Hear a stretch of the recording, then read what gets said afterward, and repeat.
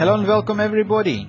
Continue today's the second lecture about the Panov attack in the Karakan defense, or as we call it, Batwinik or Alohin line in the Karakan defense. So, after e4, c6, d4, d5, e takes d5, c takes d5, and c4, we got into this very aggressive play from white side when white is immediately intending black center and trying to get rid of d5 pawn. So after knight f6, white is increasing the pressure over this pawn by playing knight c3. And now black could respond with e6, which we'll study next time. But the knight c6 is the most natural continuation, and we will cover today more in deep the lines, which even still is quite interesting and has some theoretical input. So after knight c6, last time I explained that knight f3 is leading just to too much simplification of the bishop g4, and I don't recommend you just to study this line as white. So if you like to play more aggressive chess, then bishop g5 gambit line of the Panov variation. Why this is a gambit line? Because by playing d takes e4, black is attacking the d4 pawn and almost force white to sacrifice some material. So first of all,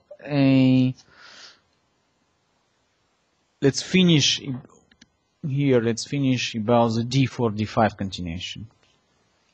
So this line was played for the first time in the game Batwinik against Salaflor in the Moscow-Leningrad match between the young Soviet champion Mikhail Batwinik and quite famous West Grandmaster Salaflor in 1933.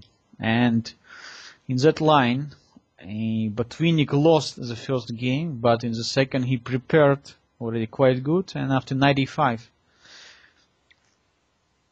queen d4, knight d3 check, bishop takes d3 and c takes d3. That time Batwinik played knight f3, which was considered the strongest continuation even today. So it's not so easy for black to find the right solution in that line. The problem is the next. After g6,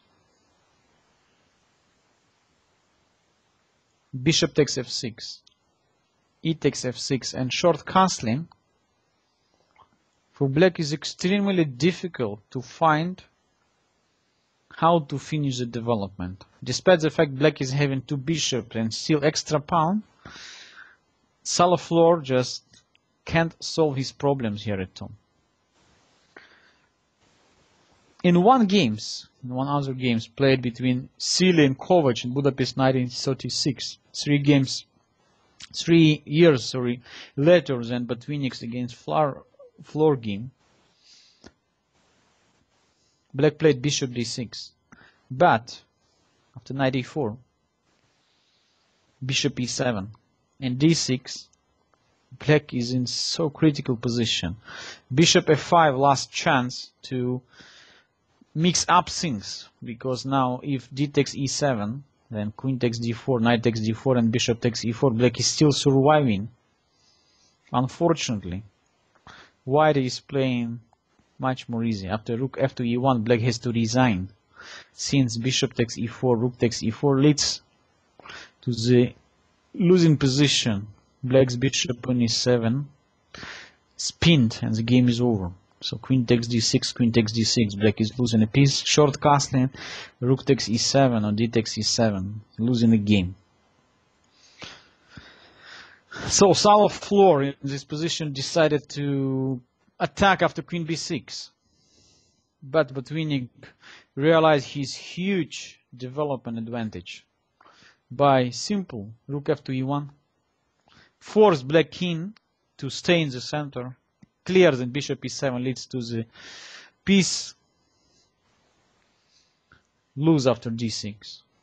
And after king d8 and queen h4, just white got enormous attack. Just no point to play this position as black anymore.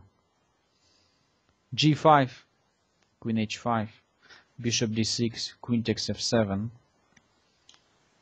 rook f8. So white just collecting the all pawns, and black with the king in the center just cannot do much.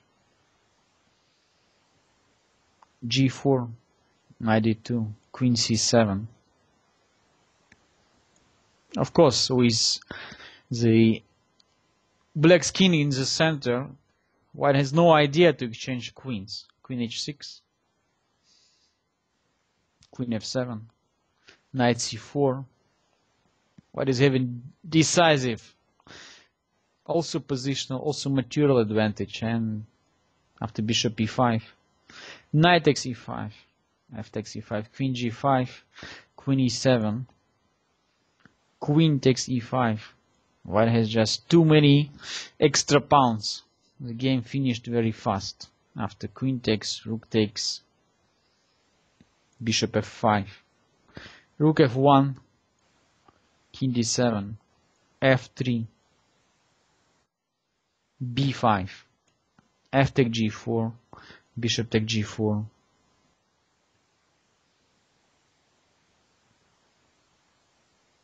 h3, b4, knight e4.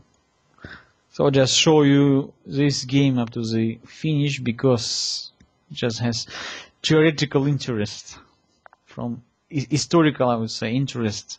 It's not theoretical interest. After king takes f8, king takes f1, rook f8, king e1, bishop f5, g4, bishop e6, and rook e6. It was the first victory of the Russian champion Mikhail Botvinnik against the famous chess player from the West, against the Sala floor. So this game just quite nice example of how to use your development advantage. So since Botvinnik against floor, black, I would say, never play knight d3 check anymore.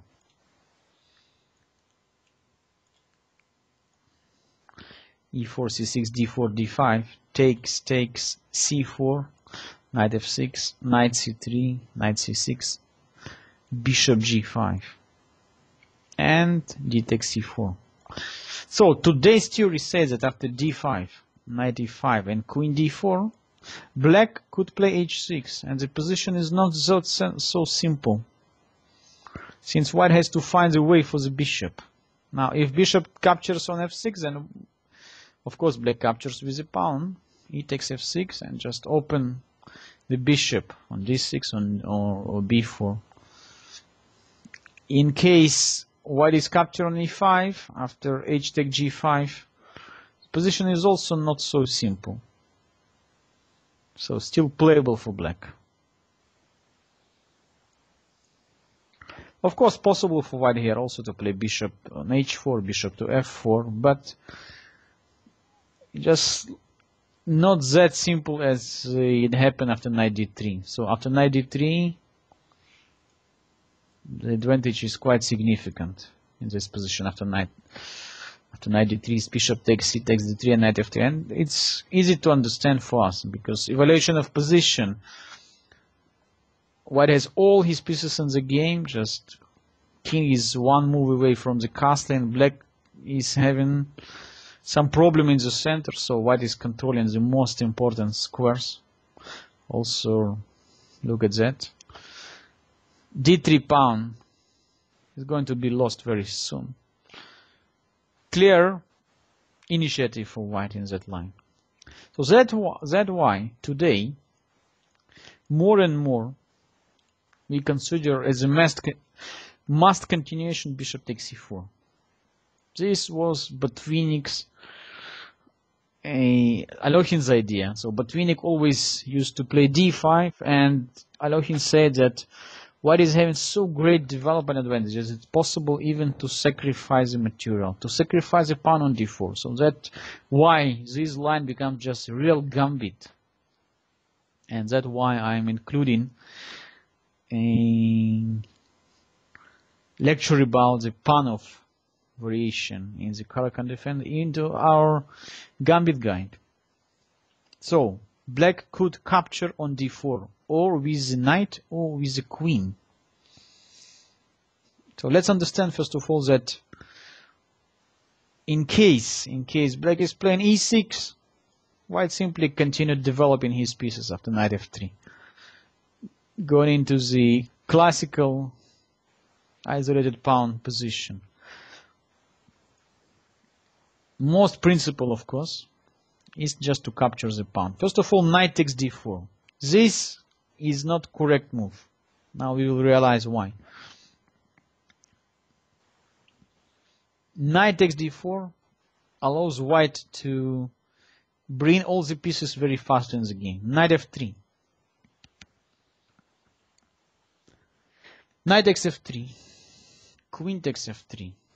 Despite the fact white is a pawn down, all his pieces very, very active.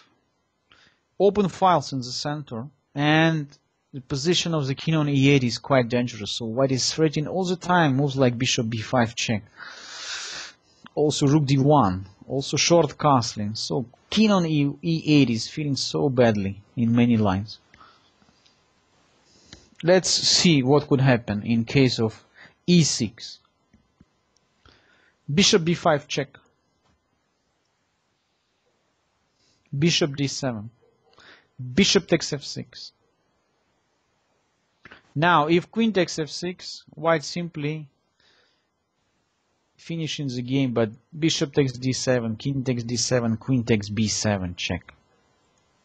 In case of g takes f6, white is winning after rook d1. So, already we can say that it's probably not possible to play e6.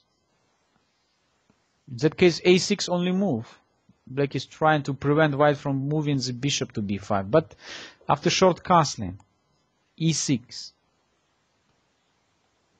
And rook a to d1, once again, no way to support the development for black. White's advantage is decisive. Just too many pieces in the game. Pawn doesn't matter here. Queen c7 could be made by bishop takes f6. G takes f6 and knight e4. Intending knight takes f6. Over. There's no way to defend black's position.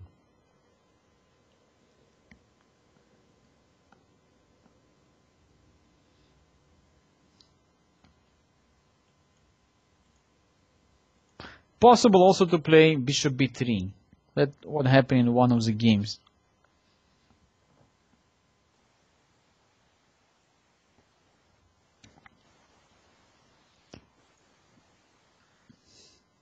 Queen d4 is other line. Bishop b3, e6, rook a to d1, queen e5. So black is only playing with the queen. But after bishop takes f6, once again, it's still easy to see that black just cannot save the game anymore. White is removing the last defender of black's king. Now, if queen takes f6, and after bishop a4 check, so b5 not possible because rook on a8 is hanging. King e7 will be met by queen d3, threatening queen d8 checkmate. Black cannot stop it. The game is absolutely over.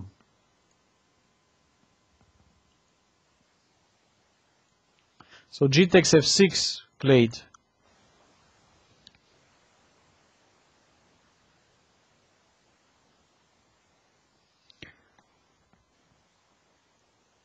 Rook f to e1. Queen g5. Bishop a4 check. And after queen d3. Same. Black has no way to stop both queen d8 checkmate or queen d6 checkmate. White's development advantage is just decisive. I found one more game when black experimented with this line, but the result was the same. After a6, short castle and e6, white played rook f to d1, queen c7, rook a to c1,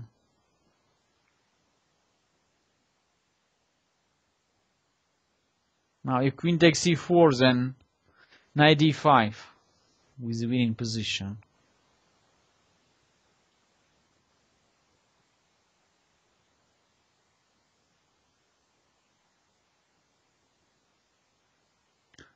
Bishop e7, knight e5. Now if e takes d5, then simply check, and the queen is gone. Knight takes d5, bishop takes d5, queen b6, bishop e7, king e7, check on a3. And even here, black just cannot complete the developments. Red's bishop a4. Rook is coming. Second rook came to d1.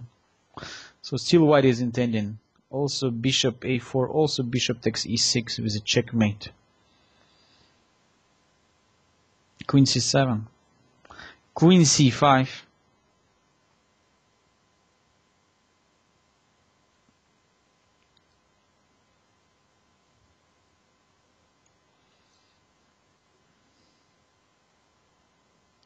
Rook c8, queen g5,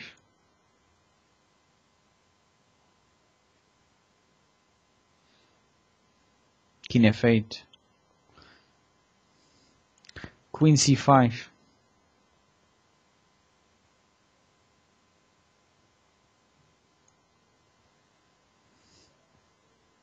queen e7, h3, h5, bishop a4, rook h6. Black finally finished the development, but rook d8 check, and the checkmate is coming. Game is over. So it's extremely dangerous to capture on d4 with the knight.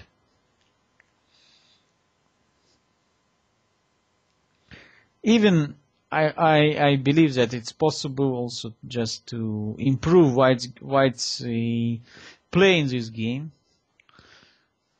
because really to say, if we look at the position after the opening, it's just almost very difficult to believe black would survive here. So I believe that instead of rook f to d1, just simply rook a to d1 like we saw before, just much better, and just simply capture, queen captures, and now we could move the bishop or here, or even we could consider a move like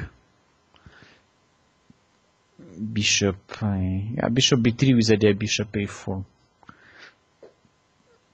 Should be much better game for white. Or even we can think about move just simply rook f to e1. Since black cannot capture on c4, or immediately rook d8, checkmate, and the game is over. So let's look at the position after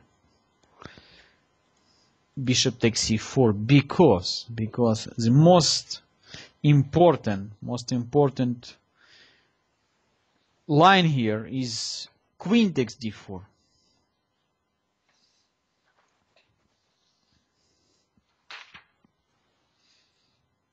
So Alohin's recommendation was that after queen takes d4, knight takes d4, white wins in another tempo by long castling. So black's knight is under attack. Knight c6 will be met by knight b5 with a win move. Knight c7 threatens the checkmate, and at the same time rook on a8. So it's no way for black to save the game. So similar problem with knight a6. Just is not going to develop anywhere. White could win by bishop b5 or bishop takes f6. Any move here wins. And then next bishop b5 and knight d5, etc. Winning the material. So black almost forced to answer e5. And now, the old continuation here is f4. Really, to say white's position looks extremely strong. All the pieces in the game, bishops so active, king already castle, rook on d1. So white could continue attacking very aggressively. So one of the game in one of the game white played knight f3. Another interesting move. Knight takes f3, g takes f3, threatening bishop b5 check. After a6, rook h to e1. How to stop rook takes e5. Knight d7, finished by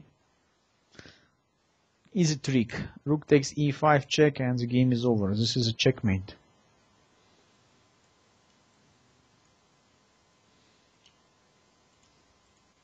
Of course, black has to play maybe after knight f3, knight takes f3, g takes f3.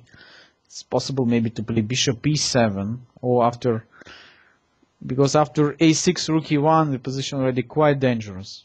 Maybe bishop e7, still possible to survive. But look at the position. White is having so good development. All the pieces in the game. The theory says that after f4, white is getting enormous compensation. Bishop g4 and sacrificing one more pawn, knight f3. Knight takes f3. G takes f3. Bishop takes f3. And here is the main theoretical dispute. Look at the position after f takes e5. Bishop takes h1 and e takes f6. It looks absolutely lost for black. Indeed, this is not so simple. So white is intending also to capture the bishop. Let's say move like bishop c6 cannot be recommended because it leads to very difficult position for black after knight b5. Just lost. Threatening f take g7. And threatening knight c7 checkmate.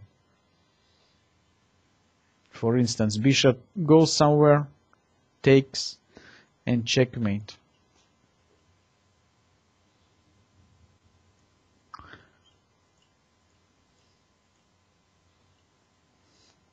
So theory says that rook c8 is only move, which leads to complicated position. So white is right now exchanged down, but black's king in the center.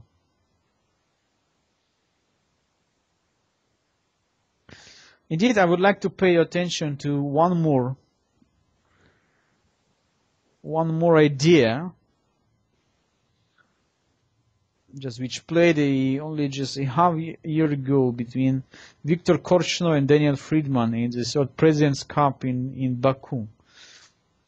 Instead of playing f takes e5 here, Korchnoi came with rook h to e1 variation.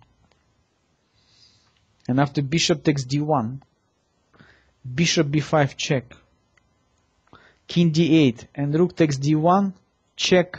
Wow. Once again, white is having just enormous attack. So black escaped here, but the position, I believe, was much better for white. King c7. F takes e5. Now, knight cannot move, because knight d5 or rook d7 leads to the decisive attack for white. For instance, knight somewhere h5, check, and now we can play also a4 with idea knight d5. Also bishop e3 check. Check is very unpleasant. Just almost losing situation for black. Over. So here in this position, after f takes e5, black found only resource here to play h6. After bishop e3, knight g4, rook d7 check, king c8 and bishop d4. I would never agree to play this position as black. So somehow black escaped, but the position looks extremely dangerous for black.